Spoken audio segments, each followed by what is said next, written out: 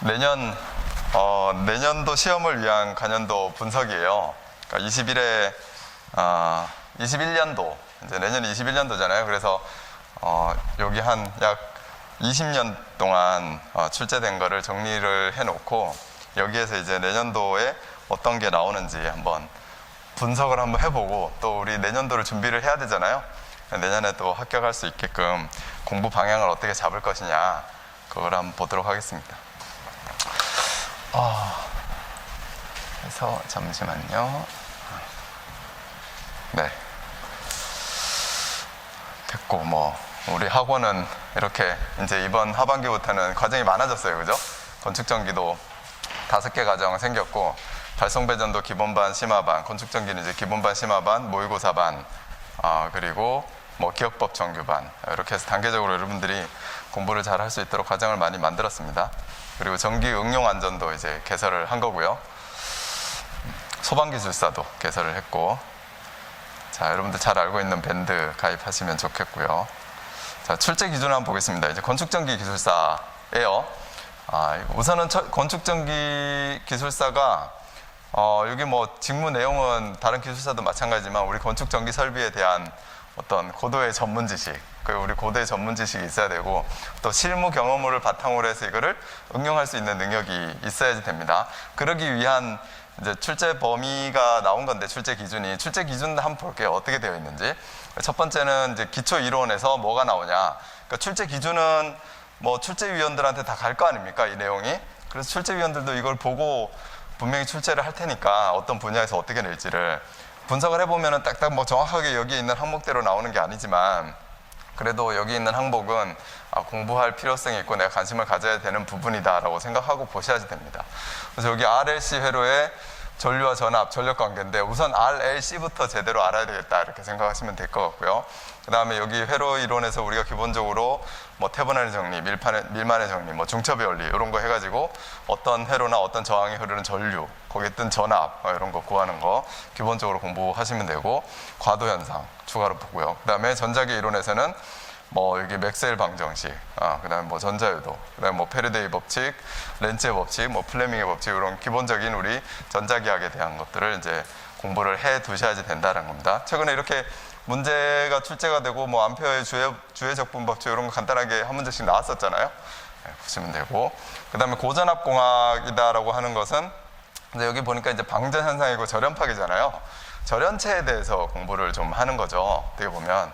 그래서 저는 얘는 기초 이론일 수도 있는데, 이거는 절연체의 특성을 가지고 이제 어떻게 우리가 절연체를 갖고 이거 절연 파괴가 되지 않게끔 하느냐, 나중에 변압기의 절연이라든지 케이블의 절연이라든지 절연 파괴라든지 이런 거 공부할 때 사용할 수 있는 부분이다, 이렇게 보시면 되겠어요. 그리고 전력용 반도체의 종류 및 응용은 물성공학으로는 들어갈 수 있겠죠. 요거는 전력용 반도체 쪽이다, 이렇게 좀 생각해 주시면 되겠습니다. 저는 이제 문제 분석을 출제 기준대로는 하지 않았어요. 출제 기준대로 하려고 하니까 더 꼬이는 것 같아요. 그래서 뭔가 내가 그냥 예전에 했던 그 방식대로 가는 게 좋을 것 같다라고 해서 아직 바꾸지는 않고 있는데, 이것대로 출제 분석도 바꿔볼까 생각을 했었는데, 정확하게 딱 짜임새 있게 가질 않아가지고 제 나름대로는, 그래서 바꾸질 않고 있습니다. 두 번째, 전원 설비. 전원 설비가 이제 중요한 부분이죠. 전원 설비는 어떤 이제 수변전 설비에 대해서 우리가 이제 공부를 해두는 거고, 여기에 보니까 수전 방식에 대해서, 수전 방식을 어떻게 할 거냐, 변압기 용량 계산을 어떻게 할 거냐, 이제 수전하고 변압기 용량이 그 중심에 있으니까 거기에 대해서 이제 나타낸 것 같고요. 그 다음에 수변전 설비의 기기 및 선정이라고 해놨는데, 여기 예비전원 설비도 있고 분사형 전원도 있고, 뒤에 가면 간선 설비, 간선 방식 아주 상세하게 잘 나열을 해놓은 부분도 있는데, 아무튼 이게 수변전 기기는 중요함에도 불구하고 한 줄로만 되어 있는 게 되어 있습니다. 그래서 수변전 기기라고 하면 여기 변압기도 들어가야 되고요. 그래서 변압기도 문제가 많이 출제가 예전부터 많이 됐었고, 또 뭐가 출제가 많이 됩니까? 차단기가 출제가 많이 되죠. 그 다음에 또 어떤 게 출제가 돼요? 개통해 보면은 수전해가지고 변압기 지금 그렸고, 여기 위에 차단기 있고, 그 다음에 또 2차 측에도 차단기 있고, 여기 변성기 있어야 되죠? CTPT 이런 것들. 그래서 이 변성기에 대해서 우리가 항상 공부를 많이 했고, 시험도 많이 봐야 되고, 또 이 변성기는 보호 계정기까지 연계가 돼가지고 이제 우리가 공부를 해야지 되는 거고. 그리고 또 뭐 있습니까? 차단기 말고 뭐 개폐기, 그다음에 파워 퓨즈, 그죠? 파워 퓨즈. 또 여기 좌측에 있는 거 뭐 있어요? 피레기. 이런 것들이 다 이제 전기 기기들 아니에요.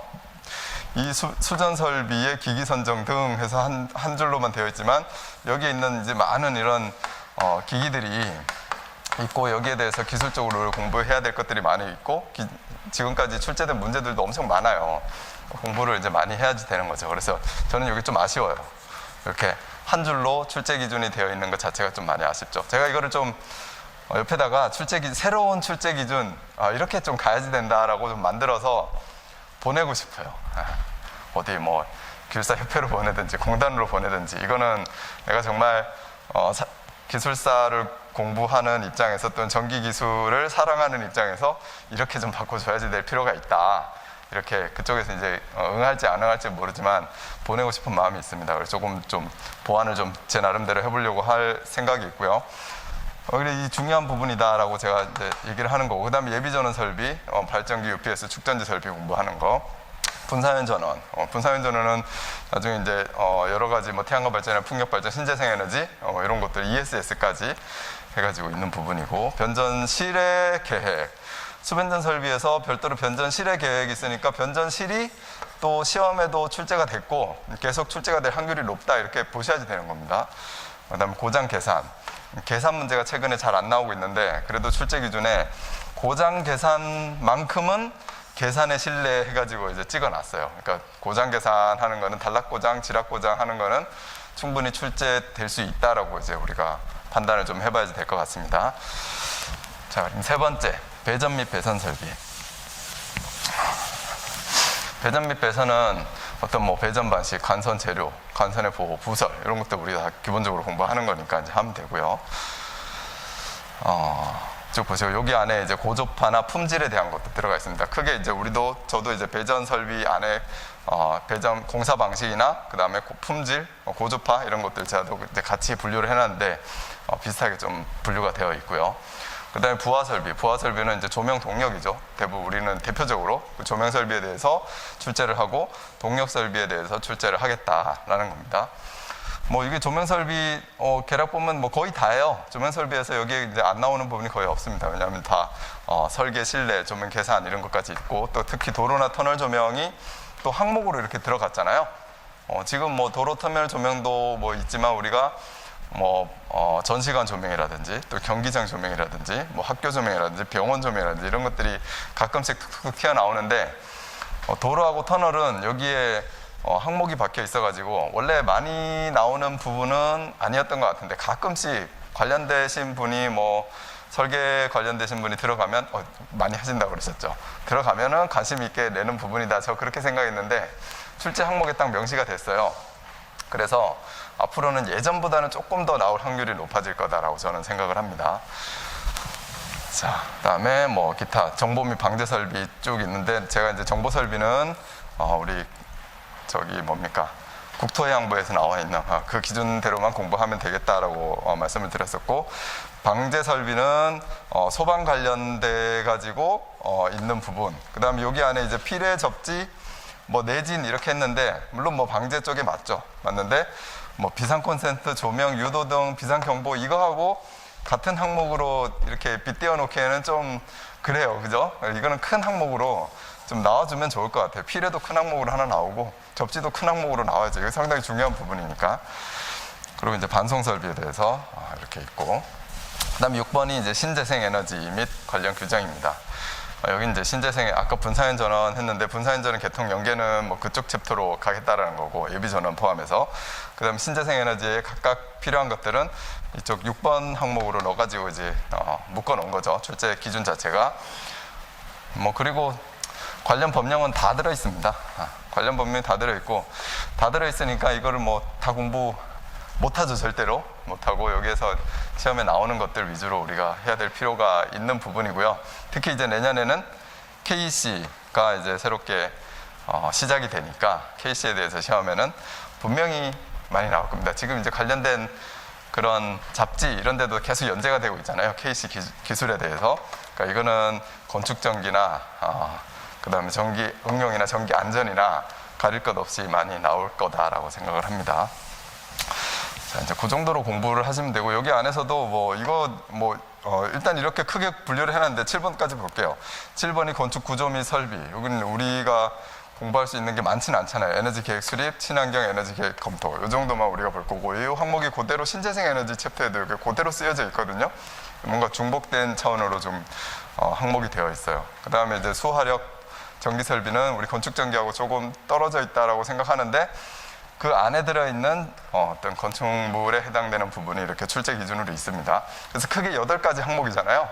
8가지 항목을 이렇게 제정을 해놨기 때문에 여기서 균등하게 지금 출제를 내려고 노력을 할 거란 말이에요. 왜냐하면 여기에서만 내냐 저기에서만 내냐 이런 부분들이 있으니까. 그런데 여기에서 균등하게 내려다 보니까 이제 문제가 생기는 게 예를 들어서 이제 아까 수변전 설비, 전원 설비 이쪽이 많이 중요함에도 불구하고 상대적으로 약간 항목이 하나니까 상대적으로 약간 예전보다 조금 안 나오는 그런 추세. 그 다음에 기초이론은 기초이론대로 묶여 있으니까 괜찮고, 그 다음에 배전 및 배선 설비에 대해서 이렇게 항목이 있으니까 여기에서도 이제 출제가 계속되고, 그 다음에 전력 부하 설비, 조명하고 동력도 빠지지 않고 계속 출제가 될 거다, 이렇게 이제 보시면 됩니다. 그래서 이제 이렇게 제정을 해놓고 어떻게 출제가 되고 있는지를 잠시 보면, 이제 이건 출제 분석이니까 여러분들이 이제 자료를 보시고 한번 분석표를 한번 쭉 보시면 되고요. 이걸 표로 만들어 놓은 게 있으니까 표를 보고 보시면 됩니다. 자, 여기는 이제 20회, 21회, 22회 해서 작년 3번에 대한 출제 분석을 해놓은 건데, 이거는 22회 제가 해설을 하면서 또 간략하게 설명드렸으니까 그냥 눈으로만 그냥 살짝 보고 가는데, 특징만 보는 거죠. 특징이 여기서 이제 어떤 전원편, 부하 포함, 조명하고 동력, 보안 포함이고, 여기 약간 이제 배전 및 기타 이렇게 좀 나눠져 있는데, 이 배전 및 기타 부분이 상대적으로 많이 나오고 있다라는 거죠. 그게 좀 특징적으로 트렌드가 지금 흘러가고 있다라는 거고, 우리 중요하게 생각했던 전원 설비하고 수변전 설비하고 수변전 기기 쪽이 상대적으로 조금 약화되고 있다, 그런 게 눈으로 이제 보여지는 겁니다. 122회도 마찬가지죠. 좀 전원편으로 조금 나오기는 했지만 그래도 배전 쪽으로 좀 치우쳐 있고요. 120회도 마찬가지예요. 이렇게 배전 및 기타 쪽으로 좀 치우쳐져 있는 그런 문제 패턴을 볼 수가 있습니다.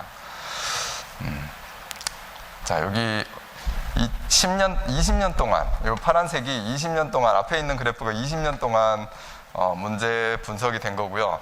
뒤에 있는 빨간색이 최근 3년의 문제 분석인데, 최근 3년도 이거 출제 기준이 나오기 전이죠. 지금 19년도부터 이게 나왔으니까 출제 기준이 나온 거는 2년 됐거든요. 근데 이제 가장 특징적인 게 이거예요. 수변전 설비. 아까도 말씀드렸지만 수변전 설비가 20%에서 한 16%로 줄어들었거든요. 이게 한 5% 정도 줄어들었다는 것은, 4~5% 줄어들었다는 것은 많이 줄어든 겁니다. 왜냐하면 예를 들어서 기초이론 이런 게 그냥 훅 날아간 거예요. 문제에 대해서. 예를 들어 예비전원 설비 이런 것들이 그냥 훅 날아간 그런 느낌입니다. 그러니까 많이 좀 줄어들었다라고 좀 보셔야 되고, 여기에서는 좀 보완할 필요가 있다. 그렇다고 우리가 또 수변전 설비에 대한 수변전 기기를 공부를 안 할 수도 없잖아요. 그죠? 우리가 공부를 잘 해야 되는 부분이거든요. 아직 그래도 좀 줄었다라고 해도 출제 빈도는 높으니까 잘 해야 되는데, 우리가 설계를 하고 감리를 하고 이런 부분에서 수변전 설비, 수변전 기기의 선정, 이게 중요하기 때문에 출제가 좀 돼야지 되겠다라고 생각을 하고요. 좀 보완을 해야 될 필요가 있다는 겁니다. 그리고 이제 상대적으로 뒤쪽이 좀 배전 쪽이 많이 나왔잖아요. 그죠? 배전 쪽이 증가하는 추세. 다른 것들도 여기 피레미 방제 이런 것들, 에너지 절약 이런 것들이 다 신재생 에너지 다 증가하는 추세입니다. 뒤쪽에 있는 게. 그래서 우리 기본반 교재 이런 걸로 봤을 때는 배전편도 이제 공부를 좀 소홀히 할 수가 없는 상황이다라는 거예요. 자, 이렇게 트렌드는 항상 흘러가니까. 근데 지금은 우리 전기계의 큰 트렌드는 사실 에너지 절약이고 신재생 에너지잖아요. 계속 우리가 보여지는 게 그런 거니까, 신기술 이런 것들로 가니까 이런 부분이 없어지진 않을 것 같아요. 지금 나중에 세월이 많이 흘러서 이런 부분이 좀 줄어들 수도 있지만, 지금 여러분들이 합격할 때까지는 에너지 절약이나 신재생 에너지를 좀 공부를 하셔야 된다라고 생각이 되어집니다. 자, 문제 분석에 대해서 한번 보겠습니다. 보시면 이제 여러분들이 어떤 거를 찍어놨냐, 그게 좀 궁금하신 것 같은데, 뭐 찍어놓은 게 관심이 있을 수도 있지만, 찍어놓은 것보다 여기에 어떤 부분들이 출제가 되고 나왔는지, 그리고 내가 이거를 눈으로 봤을 때 답안지를 작성할 수가 있는지, 그걸 보는 게 더 중요하거든요. 그래서 기초 이론의 출제 기준은 요건 공단 출제 기준이고, 제가 이제 이 밑으로 기초 이론을 쭉 내용을 모아놨는데, 첫 번째는 기초 이론의 기본에 대한 거, 특히 이제 선로 종수, R, L, C, G 이렇게 딱 떠올라야지 되겠죠. 제가 21년도 대비로 해가지고 선로 종수 구성 요소 이렇게 뭐 기본이긴 하지만 찍어놨습니다. 그러면 이거 보자마자 R, L, C, G 이렇게 떠오르게끔 내가 공부가 되어 있는지 봐야지 되고요. 그럼 또 R, L, C, G를 계통에 어떻게 구성이 돼서 그려져 있는지, 구성이 어떻게 되어 있는지, 그죠? 이렇게 해가지고 R, L, C, G 이렇게 구성을 해놓고, 요것들 각각에 대한 특징도 써야 되죠. R은 뭔지, 저항은 뭔지, 저항은 전류를 흐르지 못하게 하는 뭐 그런 성질이라든지, 아니면 L은 뭔지, L은 인덕턴스인데 L은 도체 전류가 흐를 때, 전류 I가 흐를 때 자석이 생기는데, 전류 I가 흐를 때 자석이 얼만큼 나한테 세교하는지, 그죠? 내가 세교하는지, 저 옆에 흐르는 게 세교하는지, 이런 게 L이잖아요. 그 인덕턴스에 대한 특징, 그리고 0.05 플러스 0.4605 10을 하는 R분의 D, 뭐 이런 것들이 내가 생각나는지. 그 다음에 C다라고 하는 거는, 그러니까 어떤 뭡니까? 캐패시턴스인데, C다라고 하는 것이 이제 개념이 뭔지. 여기에는 전압을 걸었더니 Q는 CV죠. Q는 CV니까 C는 V분의 Q. 뭐 전압을 걸었더니 전하량이 얼만큼 충전이 된다. 뭐 그런 의미적인 거. 그 다음에 여기 또 선로에서 C가 어떻게 C를 구할 수 있는지, 다른 선로의 간격이나 이런 것들을 통해서, 그런 것들이 바로 내가 떠올라야지 된다라는 겁니다. 그렇게 공부를 하셔야지 되는 거고, 여기도 또 전기 재료의 전기적 고유 특성 3가지 했는데, 이거는 전기 재료의 특성이 3가지가 있는데 뭐예요? 첫째는 구리선이 있어야 되잖아요. 구리선은 뭡니까? 도체잖아요. 도체는 도전율이 좋은 걸로 선정을 해야 된다. 그 다음에 도체 말고 변압기 생각하면 잘 떠올릴 수 있다라고 했는데, 그 다음에 이 철심이 있잖아요. 철심은 자성체. 이건 투자율에 대한 거를 설명을 해주면 되는 거죠. 그 다음에 모든 전기기기는 뭐를 해야 됩니까? 절연을 해야지 되죠. 우리 절연체에 대해서, 유전체. 그런 것들에 대한 특성을 이제 작성해주면 되는 겁니다. 자, 이렇게 기초 이론은 그렇게 한번 보시고, 그 다음에 제가 또 교류도체 실효 저항 이 부분도 이제 한번 좀 안 나온 지가 좀 돼가지고, 또 요즘 저항에 대해서 많이 또 나오고 있고, 전압 강화에 대해서도 많이 나오고 있는데, 교류도체 실효 저항에 대해서 한번 설명해 봐라 라고 하면 떠올라야 되는 게 뭐가 있느냐. 저항 R이라는 게 직류일 때하고 교류일 때하고 어떻게 다르냐, 그죠? 또 상황에서 어떻게 다르냐, 또 온도가 올라가면 어떻게 달라지냐, 실효 저항이. 직류에서 교류로 됐을 때 실효 저항이 어떻게 달라지냐, 표피 효과, 이런 것들 떠오르게끔 공부가 되어 있으시면 되는 겁니다. 그러면 이제 21년도에 합격할 수 있는 거예요, 사실. 이렇게 문제만 보고 그게 탁탁탁 떠오르면. 자, 그리고 무효전력도 제가 이번에는 여기에서 노란색으로 표현을 한 거는 사실 여러분들이 다 공부를 하셔야지 되는 부분이에요. 지금 이제 여러분들 이 제본된 거를 구매를 하셨다면, 제가 보니까 색깔이 잘 안 보여요. 흑백으로 출력이 됐는데, 그죠? 노란색이 잘 안 보이게 출력이 됐더라고요. 아주 자세히 봐야지 노란색과 노란색이 아닌 게 구분이 됩니다. 그게 약간 단점인데, 제가 좀 이 채도를 좀 높여야지 될 것 같아요. 노란색 말고 녹색으로 한다든지 해야지 될 것 같습니다. 아무튼 여기 이렇게 교류도체의 어떤 저항에 대해서, 무효 전력에 대해서, 그 다음에 유전체나 정전 용량에 대해서, 요 정도는 내가 기술사 공부를 하면서 공부를 해야지 되겠구나 라고 생각하시면 된다는 겁니다. 모아놓고 제가 이렇게 모아놓은 게 많을 때는. 그 중에서 제가 21년도 대비로 이렇게 찍어 놓은 거는, 사실 이거는 어떻게 보면 이거는 운이에요. 21년도 대비로 내가 21년도에 23회, 24회, 25회 이런 유형의 문제가 출제가 될 것이다 라고 하는 거는, 이거는 분석을 해서 나름대로 하긴 했지만 저도 찍은 거거든요. 그러니까 그건 운인 거고, 여러분들이 공부를 하실 때는 교류도체의 어떤 시료 저항에 대해서 내가 완벽하게 작성을 할 수 있어야 된다. 내용을.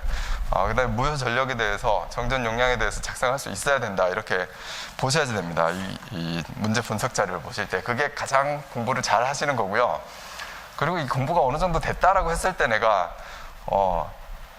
다 공부하기 힘드니까 내가 김신일이가 찍은 거라도 한번 제대로 해보자, 이런 상황에서 이제 찍은 거를 보셔야지 되는 겁니다.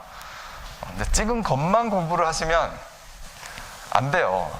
전체적으로 쭉 공부를 하신 상태에서 찍은 거를 조금 더 중점적으로 해야지 되겠다, 이렇게 보셔야지 이게 좋은 거지. 제가 이게 그래서 21년도 내에 제가 20년도, 그 다음에 19년도, 18년도 다 제 혼자 다 찍었었어요. 그리고 공개를 안 하고.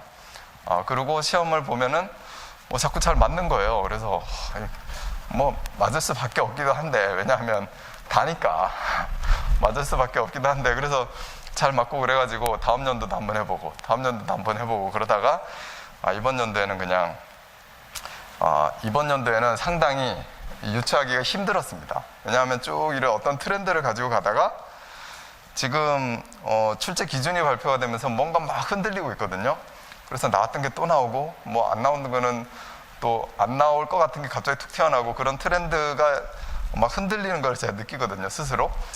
그래서 올해는 이게 상당히 내년 대비는 상당히 마치기가 제 나름대로 힘들겠다라고 생각을 했는데, 이럴 때 제가 이제 공개를 하는 겁니다.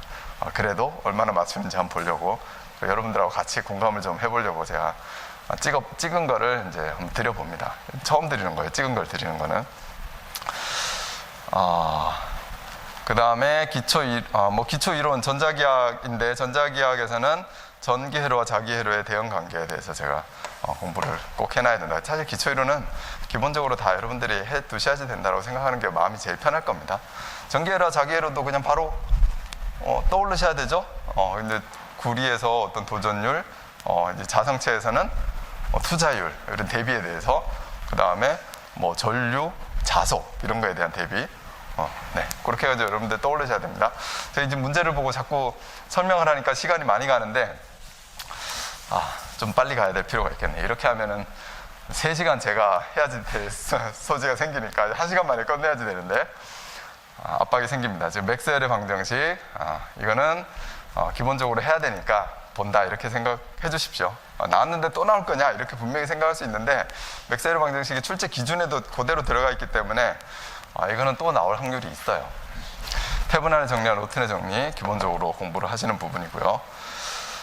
자, 그리고 회로 이론에 대한 계산이 뒤에 보면 쭉 나오는데, 회로 이론 계산 문제는 이 중에서 우리가 쉽게 풀 수 있는 문제만 하자고 했거든요. 태분안의 정리를 이용해서 풀 수 있는 거, 밀만의 정리를 이용해서 풀 수 있는 회로 이론, 그 정도. 그 다음 중첩의 원리 이용해가지고 풀 수 있는 것만 우리가 공부를 하자라고 했습니다. 그래서 저도 그런 부분만 노란색을 체크를 해놓은 거예요.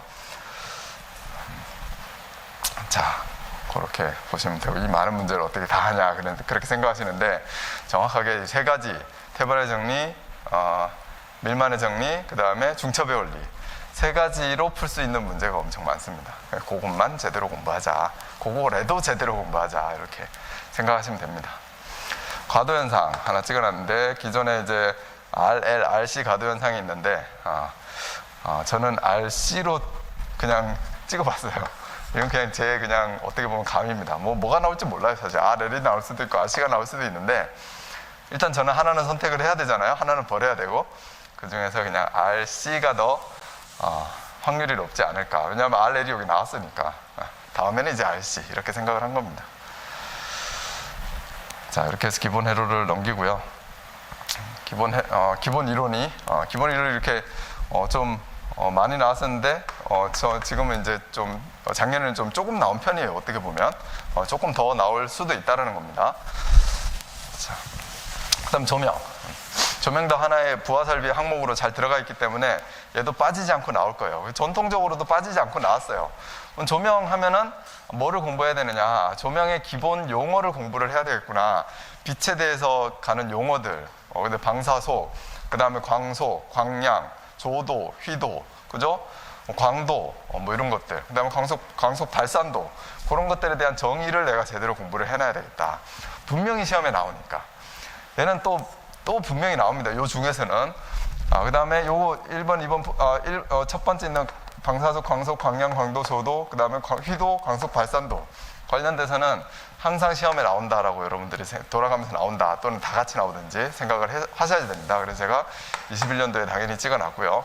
그 다음에 시각 현상이 중요하죠. 조명에서 이런 빛이 내 눈에 비칠 때 내 눈이 반응하는 현상 중에 몇 가지 있는 건데, 여기 보니까 뭐 시감도, 그 다음에 수능, 그 다음에 암수능, 그 다음에 명수능 이런 거요.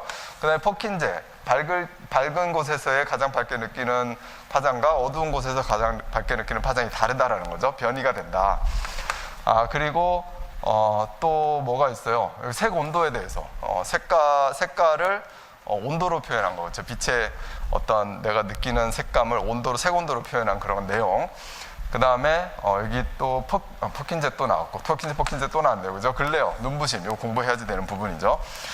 그 다음에 연색성, 얼만큼 자연의 빛하고 똑같이 느껴지는, 이게 다 어떠한 빛의 파장의 특성 때문에 내 눈에 느끼는 부분이, 내 눈에 느끼는 현상이잖아요. 이런 현상에 대해서 공부를 해둬야지 되는 거고, 기본적으로 이제 21년 대비로 간다라고 하면 이게 반복적으로 계속 나오는데, 여기에서 또 추가로 나올 거, 뒤로 가면은 연색성도 많이 나올 겁니다. 근데 최근에 연색성이 없잖아요. 그 연색성이 나올 확률이 높은 거 아니겠습니까? 그죠? 요렇게 이제 공부를 더 집중적으로 하면 좋다라는 거고, 1차적으로는 아까도 말씀드렸지만 다 해야 되는 겁니다. 이거 다 해야지. 반복적으로 뭐가 나올지 사실 모르는 거예요. 그 중에 확률을 한번 따져본 거고, 저는. 그 다음에 눈부심, 이 두 가지를 확률로 잡은 겁니다. 그래서 내년도에는 연색성과 눈부심이 나올 거다. 이렇게 여러분들이 판단을, 저의 그런 판단을 생각해 주시면 되는 겁니다. 그다음에 조명 설비에서 어떤 강발생의 원리, 강발생의 원리는 어떻게 빛이 어떻게 나오는 거예요? 기본적으로 빛은 파장이잖아요. 빛은 우리가 눈으로 느끼든지 느끼지 않든지 하여튼 빛은 파장인데, 자외선과 적외선이 있고 그 가운데 가시광선이 있는 거잖아요. 이게 이제 빛으로 느끼는 거고, 하여튼 이런 파장인데, 이런 파장이 어떻게 만들어지냐라는 거예요. 그래서 가열을 했더니 만들어지더라, 맞죠? 가열을 하니까 뜨겁게 그냥 느껴지는 거는 적외선 파장, 더 온도를 높였더니 가시광선 파장이 나오더라. 가시광선은 몇 나노메타의 파장이에요? 380에 760 나노메타. 이런 것들이 팍팍 떠오르게 공부를 해야지 된다는 겁니다. 몇 나노메타지? 이러고 있으면 안 된다는 거예요. 그러니까 그거는 그럼 중요한 조점이니까 내가 잊어먹지 않게 어떻게든 외우자. 38강땡으로 외우든지, 380이 잘 생각이 안 나면. 지금 떠오른 거네, 38강땡이 저는. 그렇게 해가지고 암기를 하시든지 무조건 나와야지 된다는 거죠. 그리고 우리가 이해를 하면서 공부를 하면, 뭐 강발생 원리 그러면은 어디 있어요? 여기 21년도 강발생의 종류 그러면은 열이 나니까 가시광선이 생길 수 있지. 또 어떻게 생겨요? 열이 나는 건데 어떻게 열을 내요? 방전을 시키죠. 전구 생각하면 되잖아요. 백열전구 생각하고, 그 다음에 형광등이나 메탈할라이드 등 생각하면 그게 방전 아닙니까? 이 두 개의 극에서 아크를 일으켜가지고 방전이 되는 곳에서 나오는 파장, 그죠? 방전이 돼서 거기서도 상당히 고열이 발생을 하니까 파장이 나오는 거 아니겠어요? 근데 하여튼 방전이로, 루미네선스. 그 다음에 또 어떤 조명이 있어요? LED 조명이 있잖아요. 그러면 얘는 어떤 원리예요? 뭐 그냥 고체 루미네선스 해가지고 하면 되고, 그 발광 원리는 뭐 우리가 이해를 하면 되는 거고, 그죠? 여기에서도 여러 가지가 다 생각이 나야 됩니다. 열방사 하면은 생각이 나야 되는 법칙 뭐가 있어요? 파장이 어떻게 하면 가시광선이 얼마큼 더 나오느냐, 이게 자외선도 있고 적외선도 있는데 가시광선이 어떤 영역에서 더 나오느냐, 그런 법칙, 또는 이 파장이 얼마큼 많이 나오느냐에 대한 법칙이 스테판 볼츠만의 법칙, 그죠? 빈의 변이 법칙, 그 다음에 플랭크의 방사 법칙, 이렇게 그렇게 해서 이런 것들이 떠올라야지 내가 제대로 공부하고 있다라고 생각하시면 되는 겁니다. 그럼 형광등, 그 다음에 메탈 할라이드 등 이런 거는 어떤 법칙이 생각이 나야 돼요? 이 방전을 하는 건데, 기체 방전, 파센의 법칙, 기체 방전, 그림도 생각이 나야 돼, 수식도 생각이 나야 되고, 이런 그림, 파센의 법칙, 그 다음에 KPD에 비례한다라는 거, 그리고 파센의 법칙에 의해서 방전시키기가 상당히 좀 쉽지 않으니까, 처음 방전시키기니까 쉽지 않으니까 방전 전압을 낮추기 위해서 뭐를 해요? 여기다가 뭔가 불순물을 첨가를 해가지고 하는데, 이거는 뭡니까? 파세니 법칙, 그 다음에 패닝 효과, 그죠? 이런 것들이 생각이 나야지 내가 조명에 대해서 제대로 공부를 하고 있구나. 이거 고체 LED도 마찬가지입니다. LED 어떤 법칙? 어떤 법칙이죠 이게? 빛이 와가지고 딱 했더니 법칙인가 현상인가 했더니 전자가 하나 튀어나왔어요. 나도 생각이 안 나네. 이렇게 생각이 안 나네. 스토크 말고 빛의 특성을 얘기를 하면서 아인슈타인이 넘어갑시다. 저도 생각이 금방 안 떠오르니까. 이런 게 안 떠오르면 이제 제대로 안 돼 있는 거예요. 저도 제대로 안 돼 있는 거예요 지금. 광전 효과. 빛을 비췄더니 전자가 하나가 튀어나오더라고. 광전 효과 아닙니까? 얘기했나? 진짜? 역시 합격자는 달라. 나 그거 듣고 얘기한 거 아니에요. 나 지금 떠올랐어. 자, 이렇게 여러분들이 공부를 좀 해나가셔야지 된다라는 겁니다. 광발성의 종류해도 이 여러 가지가 답안지에 많이 실려질 수 있다라는 거죠. 그 다음에 LED를 이제 LED 조명에 대해서 공부를 해야지 되겠죠. 그래서 LED 조명에 대해서 제가 좀 찍어놨고요. 그 다음에 OLED도 LED하고 이제 OLED가 개발이 계속 되고 있으니까 OLED도 지금 디스플레이로 많이 나오고 있지만 분명히 조명 쪽으로도 개발이 될 가능성이 크다. 그래서 같이 LED하고 같이 공부를 좀 해줘야지 된다라고 했습니다. 그 다음 조도계산. 이게 조도계산 중요한 부분이죠. 상당히 중요한데 이게 이만큼 나왔으니까 엄청나게 중요한 거예요. 조도계산식 쓰고 조도계산식에서 파생되는 게 쫙 다 떠올라야 됩니다. 그런데 지금 안 나왔어요. 15년까지 나오고 나오겠다라고 찍을 수밖에 없는 상황인 거죠. 그러니까 조도계산에 대해서 잘 공부를 하시고 특히 조도계산 중에서도 조명률에 관련되는 요소에 대해서 설명하시오. 조도계산식 하면 저는 이렇게 암기를 했는데 우리가 조도계산을 하는 이유가 뭐예요? 이 실에 어떠한 조명으로 설치를 했더니 몇 개가 나오느냐를 계산을 해가지고 배치를 하는 거거든요. 그러니까 NF를 구해내는 거죠. 그러니까 NF는 U분의 ESD잖아요. 이거 조도야 그냥 기준에 의해서 하는 거고, KS 기준에.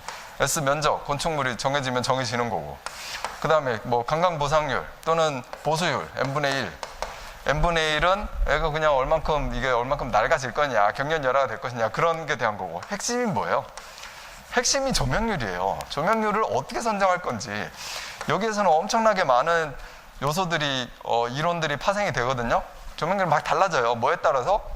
등기구의 형태에 따라서. 어떻게 어떠한 등기구를 설치를 하냐. 그 배광에 따라서. 배광, 종류. 이런 거에 따라서 조명률이 달라진다는 거죠. 직접 조명, 간접 조명, 그죠? 이런 거에 따라서 직접, 간접 이런 거에 따라서 달라져요. 또 뭐에 따라서 달라져요? 실의 형태에 따라서도 달라져요. 등기구의 높이에 따라서도 달라져요. 실의 형태가 길쭉하냐 넓냐 이런 거에 따라서도 조명률이 다 달라진다는 거죠. 또 뭐에 따라 달라져요? 여기 마감 재질에 따라서도 달라져요. 반사율이 달라지잖아요. 그러니까 이 조명률은 가지고 있는 요소가 엄청 많거든요. 그래서 우리가 조도 계산, 그 다음에 조명의 실제 계산 이런 거를 할 때 상당히 중요한 부분을 차지하고 있다라고 보셔야 된다는. 모든 하나하나 요소를 우리가 다 제대로 써야 되지만 특히 조명률에 대해서 제대로 써야 된다. 그리고 약간의 암기지만 보수율에 대해서도 뭔가 제대로 내가 닦을 수 있는 환경이냐 아니냐, 먼지가 있는 환경이냐 아니냐 그런 거에 따라서 적용을 해주는 것도 같이 공부를 하시면 됩니다.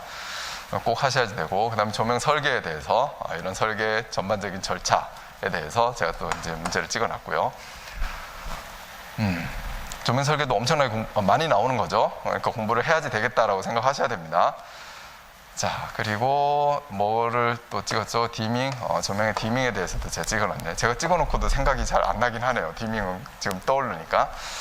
자, 근데 디밍이 여튼 이제 18년, 19년 이렇게 나오는데 20년 안 나왔고 21년도에 나올 확률이 있다라고 제가 생각을 한 겁니다. 자, 경관 조명은 최근에 좀 나왔으니까 몇 년에 한 번씩 나오는 건데 나왔으니까 이번에는 좀 패스를 한번 해본 거고, 경관조명하고 빛공해하고 경관조명에 대해서는 그렇게 보시면 되고요. 그럼 빛공해하고 경관조명 공부를 안 해도 되느냐? 그게 아니다라는 겁니다. 사실은 해야지 되는 거예요. 왜냐면 많이 나오니까 해야지 되는 건데 이제 제가 그냥 봤을 때 내년에는 한 텀 쉬지 않을까 그렇게 판단을 한 거고요. 제 판단이 100% 맞으면 얼마나 좋겠어요. 그죠? 근데 그렇진 않잖아요. 얼마나 맞는지는 내년에 가봐야 아는 거예요. 지금 아무리 뭐 장담해도 알 수가 없어요. 한 문제도 안 나올 수도 있는 거 아니겠어요? 그러면 망하는 거지 뭐. 자, 이번에 도로 터널 같이 나왔는데 터널이 2000년대에 2번이나 나왔으니까 이제 도로 터널 중에 하나가 나온다면 도로 쪽이 나올 확률이 높다라고 제가 생각을 한 거고, 그래서 도로 조명에 대해서도 뭐 공부하시면 되고, 우리 기본반에서 하는 정도만 하면 되면 충분합니다. 그다음 여러 가지 이제 전시 조명, 학교 조명, 경기장 조명, 골프장 조명 다 돌아가면서 나오는데 저는 이제 전시 조명이 한번 나오지 않을까 이렇게 생각을 했어요. 혹시 나온다면. 자, 그래서 조명은 계속 전통적으로 많이 나오고 있다. 매 회당 3문제다라고 하는 것은 절대 무시할 수 있는 부분이 아닌 거죠. 자, 이렇게 돼서 조명까지 봤습니다. 뭔가 이렇게 계속 이제 이루어갈 텐데, 이거를 뭔가 제가 다 공개할 수는 없는 노릇이고, 우리 학원에 오신 분들만 잘 이제 찍은 거에 대해서는 그래야 되니까, 제가 뭐 이 내용에 대해서는, 문제 분석한 거에 대해서는 다 공개할 수 있지만 찍은 거에 대해서는 다 공개할 수가 없잖아요. 그래서 혹시 제가 이거 유튜브에 혹시 올린다면, 촬영하고 있는데 혹시 올린다면 요 정도까지만 올리고 이제 안 올릴 겁니다. 우리끼리 이제 알아야 되니까. 자, 전동기에서 뭘 공부해야 돼요? 기동 방식에 대해서 공부해야 되죠. 기동 방식은 항상 많이 나오니까 꼭 공부를 해야 됩니다. 근데 기동 방식 선정을 어떻게 할 거냐, 이렇게 제가 21년도에 본 거고, 그 다음에 단상 유도 전동기 기동 방식도 안 나온 지 좀 돼가지고 뭐 중요하진 않은데 단상 유도 전동기 기동 방식도 같이 좀 공부를 해두면 좋겠다. 응용에서는 상당히 중요하겠죠, 전동기가. 그 다음 속도 제어 공부를 꼭 해야 되는 부분입니다. 이거 속도 제어는 공부를 안 할 수가 없어요. 이번에 엘리베이터의 속도 제어에 대해서 나왔지만 이 VVVF에 대해서 제어하는 거에 대해서 2018년도에 나왔기 때문에 21년도에 나올 가능성이 크다라고 제가 생각을 한 겁니다. 그래서 공부를 하셔야 되고, 특히 직류전동기의 속도 제어는 또 안 나온 지 꽤 됐어요. 근데 건축전기이니까 우리가 유도전동기에 대해서 공부를 많이 하셔야 되는데, 유도전동기는 항상 직류전동기하고 비교를 좀 할 필요가 있고요. 유도전동기에 지금 속도 제어가 상당히 발전을 하고 있으니까 직류전동기를 대체를 하고 있잖아요. 그런 차원에서 저는 직류전동기가 소외되고 있다고 생각하는데, 소외되고 있기 때문에 이렇게 또 누군가가 딱 출제를 할 수 있을 가능성이 있다라고 생각이 들었습니다. 그래서 직류전동기 속도 제어도 제가 그 부분을 찍어놨어요. 삼성 유도전동기 속도 제어하고. 자, 그다음 제동 방법에 대해서 또 공부를 하자라는 거고, 뭐 전동기 전격 부분은 안 찍었습니다. 그래서 여기도 한두 문제씩은 우리가 나올 수 있으니까 매 회당 한두 문제 나온다는 거는 1년에 한 5개, 4개에서 5개 정도가 나온다는 거잖아요. 안 맞을 수가 없지. 그러니까 찍어놓은 게 안 나올 수가 없을 것 같은데, 제 생각에는. 그러니까 다 나와요. 우리가 이게 나온다라고 생각하고 공부하면은 다 됩니다. 어떤 기술사든지. 자, 그 다음에 수변전. 자, 수변전에서는 수전 방식에 대해서 우리 공부를 해야 되는 부분이죠. 그러니까 그 부분에 대해서 이제 공부를 하고, 특히 제가 찍은 거는 스폰 네트워크를 찍었는데, 스폰 네트워크는 실무에서 잘 안 쓰니까 사실 실무에서 전혀 중요하지 않는다고 저는 생각해요. 근데 시험에서는 스폰 네트워크가 나오거든요. 나오는데 한참 동안 안 나와서 스폰 네트워크가 뭐 한참 동안 안 나온 건 아니에요. 19년도에 잠깐 나왔었으니까. 근데 이게 보호 협조에 대해서 나왔고, 그냥 스폰 네트워크에 대한 기본적인 특징에 대해서도 우리가 나오지 않을까. 그리고 스폰 네트워크에 대한 특징은 또 무정전이라든지 신뢰성이라든지 이런 것으로 갈 때 또 언급을 해줄 필요가 있으니까 제가 이렇게 선택을 해놨습니다. 그 다음에 수변전 설비에 대한 구성, 우리 구성도 그릴 줄 알아야 되잖아요. 제가 이 기존에 나온 문제를 찍어놨는데 500km, 500km가 아니라 뭐 한 1000km, 1000km 이 정도로 해가지고 구성도 한번 그려봐야 됩니다. 그래서 구성도를 그리고 그 구성도에 들어가는 기기들의 전격을 다 선정을 할 수 있고, 그렇게만 공부하면 돼요. 그렇게 공부하기 위한 걸로 제가 찍어 놓은 겁니다. 자, 수변전 설비, 어떤 모선도 있고 종합도 있고 공부해야 될 부분이다라는 거죠. 변전실에 대해서, 변전실도 반드시 공부를 해야 되는 부분이고요. 또 출제 포인트에도 변전실에 대한 게 들어가 있기 때문에 얘는 자주 나올 거예요. 자주 나올 건데 이렇게 16년도 16년도 3번, 17년도, 18년도, 19년도 나왔는데 20년도 안 나왔어요. 그죠? 그러니까 21년도에는 나올 확률이 매우 높다라고 저는 생각을 합니다. 변전실에 대한 것을 제대로 공부를 하자. 위치를 어떻게 결정할 건지, 변전실의 위치, 전체적에서 건물 안에서 변전실의 위치, 인입이 잘 되는 곳, 장비만이 잘 되는 곳, 그런 위치, 부하의 중심인 곳, 그런 곳을 찾아가야지 되겠죠. 물에 대해서 문제가 없는 곳, 물에 대한 피해가 없는 곳, 수에 대한 피해가 없는 곳 해야지 되고. 그럼 지금 비 많이 와가지고 지하차도 이런 데 잠겨가지고 다 정전되고 그랬잖아요. 그렇지 안 되는 곳, 그런 장소를 찾아야 되겠죠. 기기 배치, 변전실의 기기 배치는 유지 관리 잘 되게, 그 다음에 뭐 배선이 꼬이지 않게 기기 배치 잘 해야 되잖아요. 이건 항목들이 다 있으니까 공부를 해 놓으셔야 됩니다. 그 다음에 건축하고 고려해야 될 사항, 여기를 어떻게 뭡니까? 이런 위치나 기기 배치, 그 다음에 면적의 크기, 이런 것들이 다 건축하고 협의해야지 될 사항인 거죠. 이렇게 해서 변전실에 대해서 잘 공부를 해 두시고요.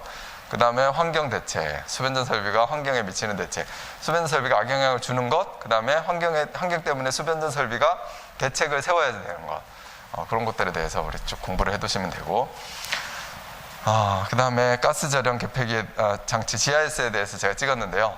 이건 GIS 같은 거 최근에 이제 SF6 가스가 대체가 돼야 될 필요성을 항상 느끼고 있는 거잖아요. 그냥 기본적으로 항상 느껴야 돼서 이제 찍어 놓은 건 아니고, 나왔음에도 불구하고 19년도에 나왔음에도 불구하고 제가 또 찍었는데, 이제 이 대체한 것, 특히 고체 절연 이런 거를 지금 한전에서 산전에 22,900kV를 사용하는 배전 쪽, 이쪽에서는 다 교체를 하고 있는 중이다라는 걸 제가 들었거든요. 그래서 그런 것들에 대한 이제 업무가 좀 생길 거고, 그럼 고체 절연에 대한 에 대해서 또 시험에 분명히 나올 것이다. 그리고 SF6 가스를 대체하는 기술이다. 이렇게 해서 최신 트렌드로 한번 찍어봤습니다. 자, 그리고 초고층 설비에 대해서 공부를 좀 해두시고요. 초고층 설비 하면은 뭐 어려운 게 있나요? 전기 설비를 어떻게 구축할 건지 생각하면 되죠. 초고층 빌딩일 때 기본은 우리가 다 공부한 상태다라고 하면, 수전은 어떻게 할 거예요? 일단 기본적으로 수전 용량은 어떻게 돼요? 엄청나게 클 거다. 그럼 수전을 어떻게 받을 거냐? 229 받을 거냐? 154 받을 거냐? 그죠? 1회선 229이라고 하면 1회선 받을 거냐? 2회선 받을 거냐? 다 2회선 쪽으로 신뢰성으로 갈 거 아닙니까? 변전실은 어디다 배치를 할 거예요? 작은 건물은 그냥 한 군데다 배치하겠지만, 얘는 주변전실, 부변전실 분명히 배치를 해야지 되고, 주변전실, 부변전실 배치를 하면은 간선은 어떻게 할 거예요? 이거에 대해서 고민을 해야 되겠죠? 그리고 또 간선의 계획을 세울 때 이 수직으로 이렇게 엄청나게 높은 거는 또 어떻게 해결을 할 거예요? 그렇죠? 이런 거에 대해서 고민을 하면 되는 거고, 그 다음에 대용량의 간선이 갈 때 이거에 대한 단락 전류는 또 어떻게 대책을 세워야지 되느냐, 그런 것들. 그리고 초고층 빌딩이 있다라고 하면 여기에 또 조명은 어떻게 할 거냐, 어떤 실의 조명은 여기에서 바깥에 있던 태양빛이 그대로 내리쬐는 이 복사 조도에 대해서 어떻게 관리를 할 거냐, 어떻게 제어를 할 거냐, 뭐 이런 것들. 그 다음에 또 엄청나게 높으니까 낙뢰가 치면은 어떻게 보호를 할 거냐, 특히 층내에 대해서 어떻게 보호를 할 거냐, 이런 것들이 초고층 빌딩에 대해서 우리가 공부해야 될 요소잖아요. 그 다음에 또 엘리베이터는 어떻게 가장 효율적으로 엘리베이터를 우리가 운영을 할 거냐, 이런 것들에 대해서 생각을 하시면 되는 겁니다.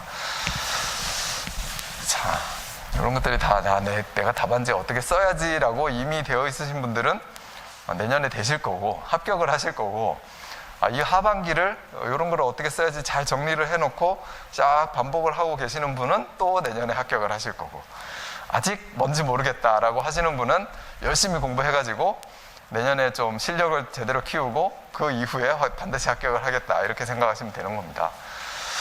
자, 수변전 원래 전통적으로 많이 나오는 부분이에요. 최근에 이렇게 조금 적게 나온 부분이 있는데, 하여튼 전통적으로 많이 나오는 부분입니다. 그리고 수변전 설비 계획은 출제 범위에 정확하게 들어가 있어요. 자, 고장 계산. 고장 계산은 우리가 출제 기준에도 이 계산 문제가 하나도 출제 기준에 제대로 없었는데 계산이다라고 하는 항목이 단락 전류는 있다고 그랬죠. 단락하고 지략 전류는 고장 계산에 대해서. 그래서 여기는 조금 난이도가 있는 부분일 수도 있는데, 제가 기여 전류 또는 과도 리액턴스 어떻게 변화가 되는지에 대해서 찍어봤고요. 그 다음에 비대칭, 대칭 좌표법을 이용한 고장 전류 계산에 대해서 적용을 해봤습니다.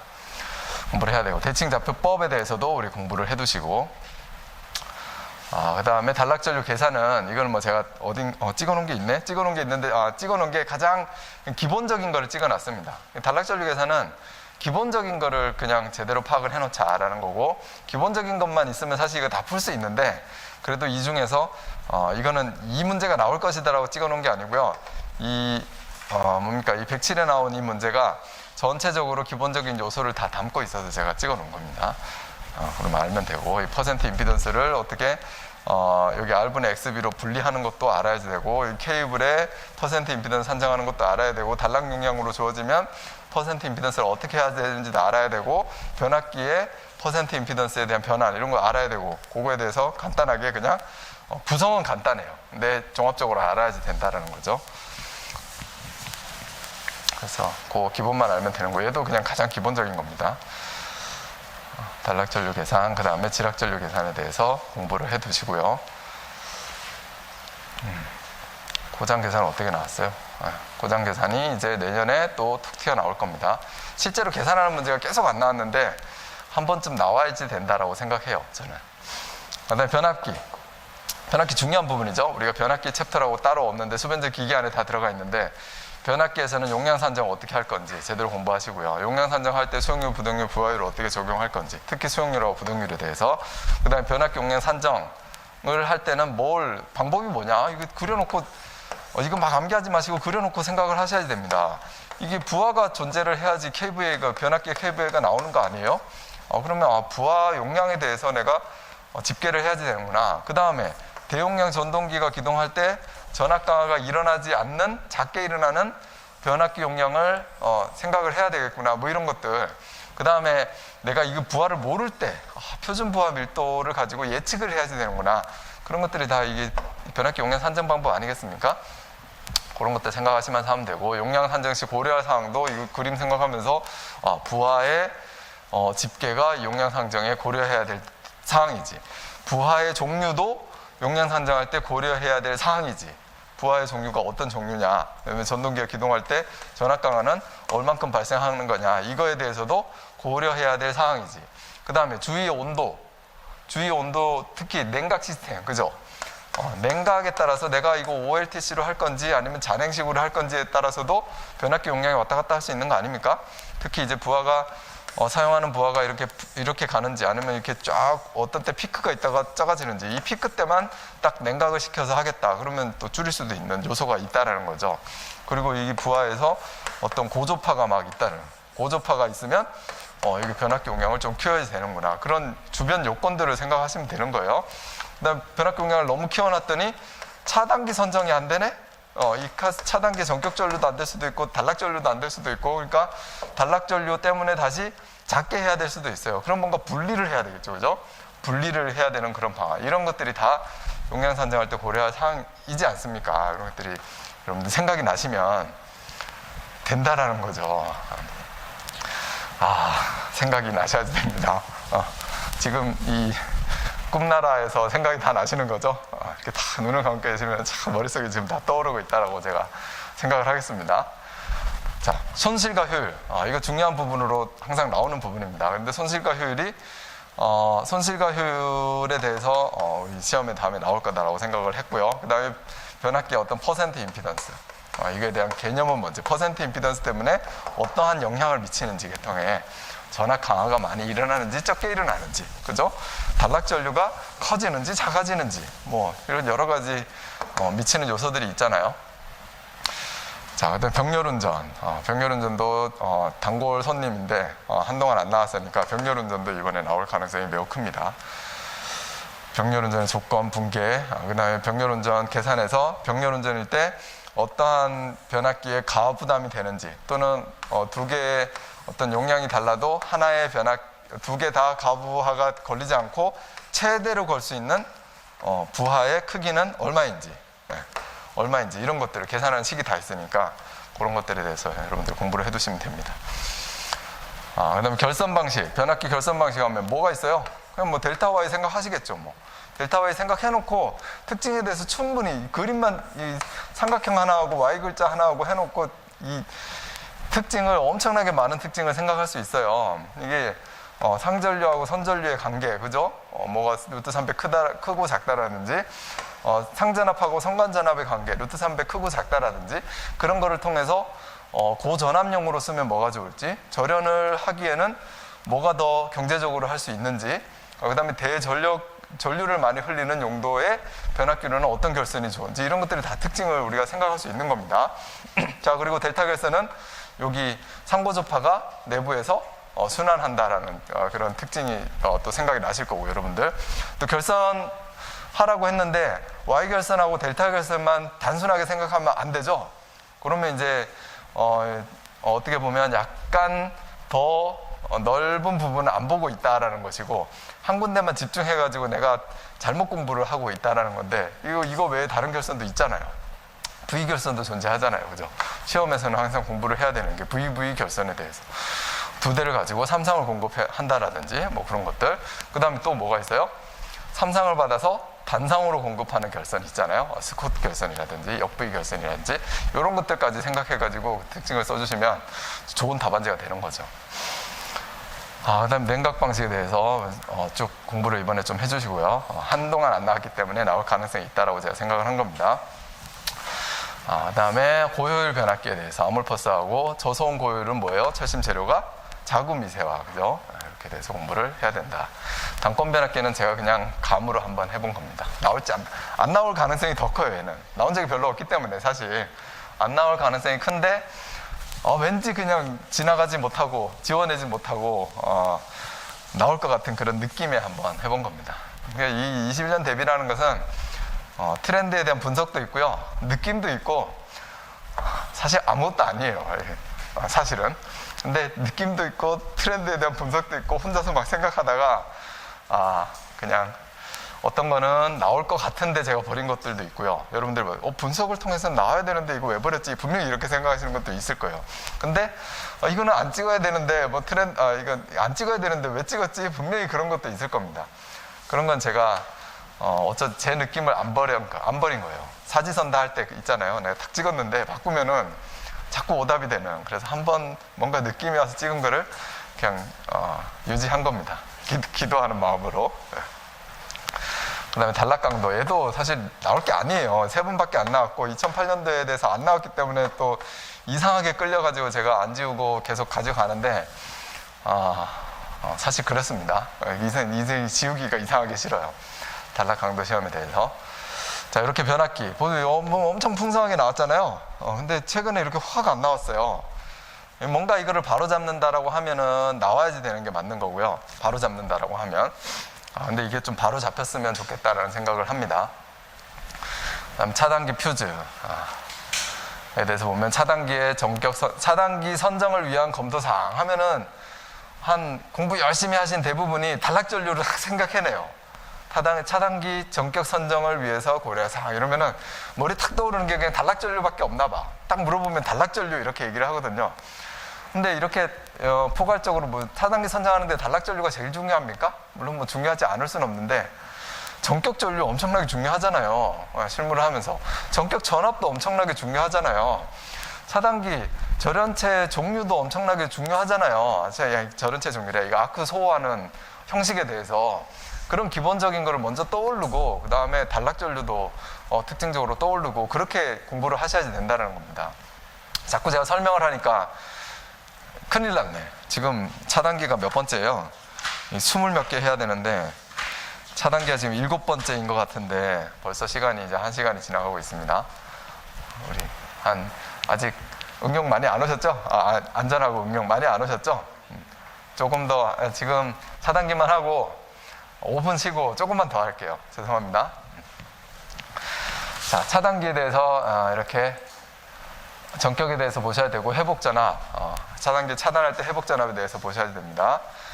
그 다음에 직류 차단기가 현재 이제 직류가 많이 나오고 있으니까 분사형 전원에서도 직류가 많잖아요. 그래서 직류를 어떻게 차단할 거냐, 이것도 이 직류를 생각해 놓고 어떻게 왜 차단이 잘 안 된다면서요. 전류 0점이 없어서. 그럼 직류 차단을 잘 하기 위해서는 어떻게 해야 돼요? 교류는 0점이 있어서 차단이 잘 된대. 직류는 전류 0점이 없어서 차단이 잘 안 된대요. 그럼 어떠한 방식을 쓰면 되는 거예요? 기본적으로는 전류 영점을 만들어준다라고 생각하면 되는 거잖아요. 그럼 전류 영점을 어떻게 만들어줘야 되지? 이렇게 뭐 역으로 전압을 순간적으로 걸어서 전류 영점을 만들든지 뭐 그렇게 하면 그런 요소들을 찾아가면 되는 거고, 답안지도 보면 다 그런 요소들입니다. 그 다음에 이 아크를 끊는 거니까, 아크 지지 끊는 거니까 아크 저항을 크게 한다, 또는 아크를 강제 차단한다, 이런 생각으로 하면은 어떤 자기적으로 당겨가지고 길게 아크를 만들어 놓은 다음에 길어지고 가늘어지니까 저항이 커질 거 아닙니까? 그런 다음에 어떤 강제적인 일단 배리어 이런 걸 만들어 놓으면 끊어질 거 아니에요. 그런 자기 차단기 이런 것들, 그런 게 이제 이 직류 차단기의 요소에 있구나라고 생각하면 됩니다. 설명 그만할게요. 설명을 자꾸 하네. 안 할 수는 없고 입이 근질근질해서 파워 퓨즈에 대해서 제가 이제 찍어놨고요. 파워 퓨즈는 항상 어떤 차단기와의 관계, 개폐기와의 관계에서 보시면 됩니다. 그리고 개폐기 중에서도 CTTS를 제가 버리진 못했는데, 우선은 아직까지는 CTTS가 나올 확률이 좀 있어요. 이제 조금 지나면 CTTS 안 나올 겁니다. 그러니까 앞으로 내가 3년을 공부하겠다 이런 분들은 사실 안 해도 될 것 같은데, 작은 요소이긴 하니까. 그런데 내년을 바라봤을 때 그냥 CTTS를 제가 버리지 못하고 좀 찍어놨어요.